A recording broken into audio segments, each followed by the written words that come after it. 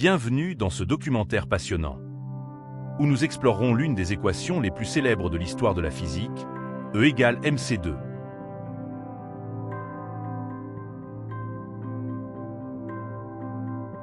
Mais d'abord, prenez quelques secondes pour vous abonner et flatter l'algorithme YouTube. Cette formule concise contient en elle des implications révolutionnaires sur la nature même de la matière et de l'énergie. Pour comprendre E égale mc2, revenons au fondement de la physique moderne. Comme l'explique le philosophe des sciences, Étienne Klein, cette équation nous amène à repenser la relation entre la masse et l'énergie. Nous sommes bien d'accord, la masse d'un sac de billes est égale à la somme des masses des billes qui le constituent, plus la masse du sac. Si ce raisonnement est correct, il implique que la masse de notre corps, qui est constituée de particules élémentaires, qui sont des petites billes, doit être égale à la somme des masses des particules qui le constituent. Pour répondre à cette question, nous devons remonter à l'année 1905, l'année miraculeuse de la physique, où Albert Einstein a révolutionné notre compréhension de l'univers. Einstein a développé sa célèbre théorie de la relativité restreinte, qui bouleversa notre conception de l'espace et du temps. Mais c'est avec sa célèbre formule, E égale mc2, qu'il a changé à jamais notre vision de l'énergie et de la matière. En considérant un objet émettant de l'énergie sous forme de lumière, Einstein a démontré que cette énergie perdue se traduisait également par une perte de masse, selon sa célèbre formule. Un certain Albert Einstein, qui a 26 ans à l'époque, qui est ingénieur de 3e classe au Bureau fédéral de la propriété intellectuelle à Berne, publie en quelques mois 5 articles révolutionnaires sur 5 sujets différents de la physique. L'article du mois de juin repense les relations entre l'espace et le temps et contient la base de ce qu'on appelle aujourd'hui la théorie de la relativité restreinte. Les implications de E égale mc2 sont très vastes et fascinantes. Elle explique comment les interactions entre particules élémentaires peuvent générer la masse que nous observons dans notre univers. Dans des expériences comme celles menées au CERN, les collisions de particules à haute énergie donnent naissance à de nouvelles particules, démontrant la conversion de l'énergie en masse, conformément à l'équation d'Einstein. Si ces deux protons entrent en collision à des énergies très grandes, on s'aperçoit que la collision va engendrer des centaines, voire des milliers de nouvelles particules. Et la somme des masses de toutes les particules ainsi créées est bien plus grande que la masse des particules incidentes. Qu'est-ce qui s'est passé? Il s'est passé que la vitesse des protons, leur énergie, par la formule E égale mc2, s'est transformée en masse, c'est-à-dire en nouvelles particules. Et là, il y a un phénomène très étrange qui est que la propriété d'un objet, en l'occurrence la vitesse des protons, s'est matérialisée en d'autres objets. C'est aussi étrange que si je vous disais que la vitesse d'un tracteur, à l'occasion d'un carambolage, pouvait se matérialiser en donnant naissance à une paire de patins roulettes et une trottinette, par exemple. Enfin, cette formule, elle est plutôt associée dans l'imaginaire collectif au pacte faustien que la physique la plus abstraite aurait passé avec le mal le plus concret. Bref, elle est associée à la bombe atomique, c'est-à-dire à Hiroshima et Nagasaki. Malgré ses implications révolutionnaires, E égale mc2 est souvent associée à des images sombres, comme celle de la bombe atomique. Pourtant, comme le rappelle Étienne Klein, cette équation est bien plus que cela. Elle est au cœur de nombreux phénomènes de la vie quotidienne. Du craquage d'une allumette, à la chute d'un objet, et bien plus encore.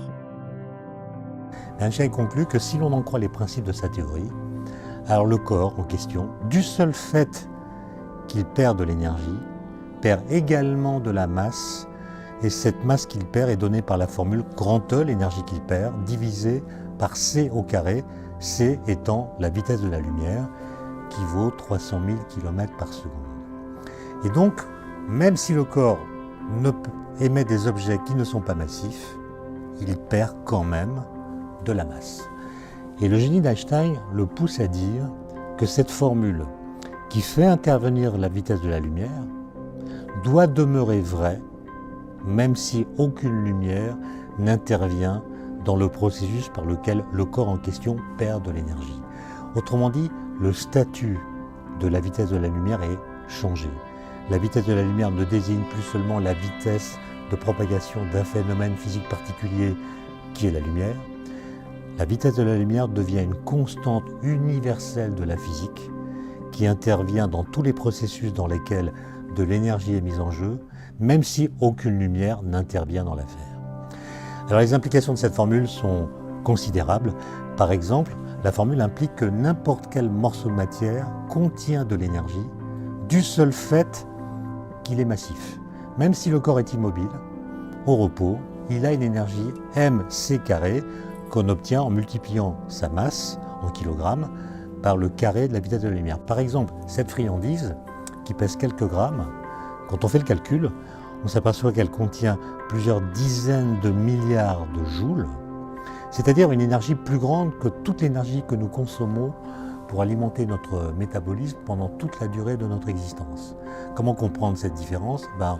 En comprenant que notre corps est un lieu de transit et que cette masse dopée à la vitesse de la lumière que nous absorbons dans nos repas, kilo après kilo, en fait n'est transmise à notre corps que dans des proportions infimes qui sont suffisantes pour alimenter notre métabolisme. Maintenant, il y a d'autres implications.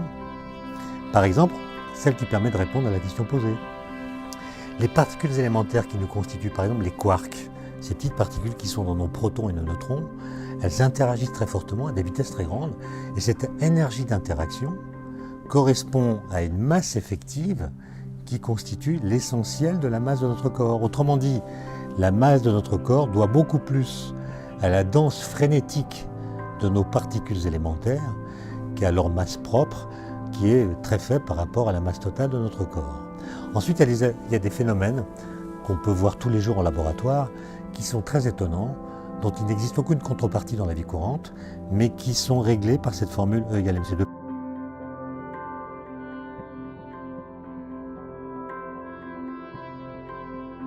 En résumé, E égale mc², c'est comme dire que l'énergie et la matière sont comme des jumeaux interchangeables.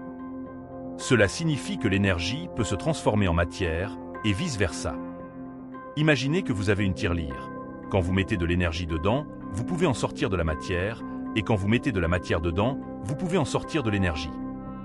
Cette équation, découverte par Einstein, a changé notre façon de voir le monde en montrant que tout est lié, que l'énergie et la matière sont en quelque sorte la même chose.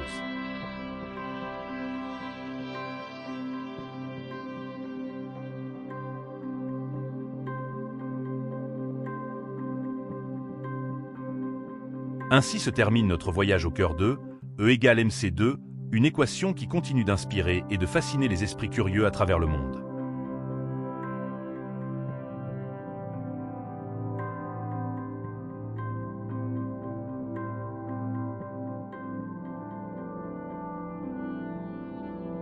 N'oubliez pas de vous abonner à notre chaîne pour ne manquer aucune de nos futures vidéos.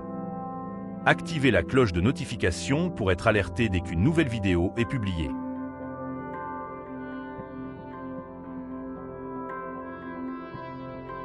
Et si vous avez apprécié cette vidéo, n'hésitez pas à mettre un pouce levé pour nous montrer votre soutien. Merci beaucoup et à bientôt.